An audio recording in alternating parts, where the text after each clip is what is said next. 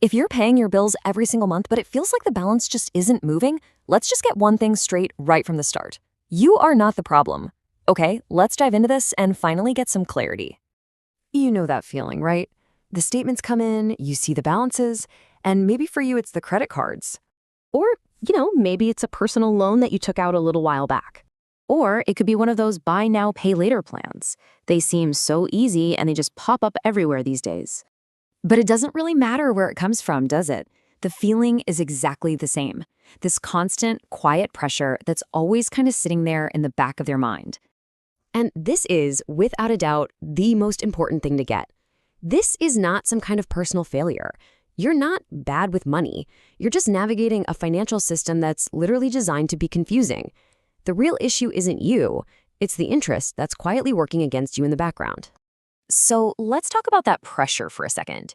It really comes from that feeling of spinning your wheels, You're throwing money at the problem, but the problem never seems to shrink. And that's not just a feeling, by the way. It's the mathematical reality of how high interest rates work. The very first step to getting back in control is just to look at the numbers, calmly, without any judgment. So that's what we're going to do. We're going to walk through a really typical example. No fear, just the facts. All right, here's a pretty standard situation. We've got $6,000 on a credit card, a $9,000 personal loan, and $2,000 on a buy now, pay later plan.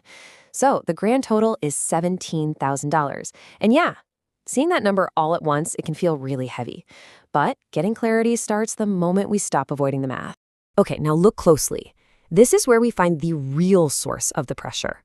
It isn't the total $17,000 that's keeping you stuck. It's the high-interest debt. See? The other debts are part of the story, for sure, but they aren't the main problem.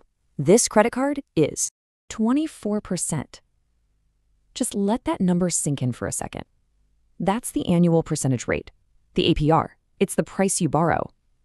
A number that high is like a powerful current that's actively pulling you in the wrong direction, every single day. It adds to your balance, even while you're trying to pay it down. This is the engine that creates that feeling of going nowhere. So we've found the real problem. What's the fix? Well, the good news is it's not some complicated formula. It's actually a really clear, simple strategy that flips the whole script, from the debt controlling you to you controlling the debt. So you basically have two ways you can go. Just making the minimum payments? That's the path that keeps you stuck. It's the path the lenders want you on because you'll be paying interest for a really, really long time. But making extra payments, even if they're small, that's the active path. That's how you take back control. And this chart just shows you everything. Look at the timeline on the left. If you only make minimum payments, it just stretches on forever. Now look at the right. Look what happens when you add just an extra $150 a month to that high-interest credit card. The timeline doesn't just get shorter, it collapses. We're talking about cutting years off your debt, not months. And that's really the secret, This isn't about finding some huge amount of money one time. It's about finding a small, manageable amount you can throw at the problem again and again. Consistency is so much more powerful than perfection. Now, a strategy like this does a lot more than just chip away at your balance. It actually changes how you feel about your money. It starts to shift you from that feeling of fear and moves you toward a place of confidence. Look, debt doesn't just vanish in a big explosion overnight. It goes away quietly, month by month. The progress might seem really slow at first, but when you actually track it, you can see it happening.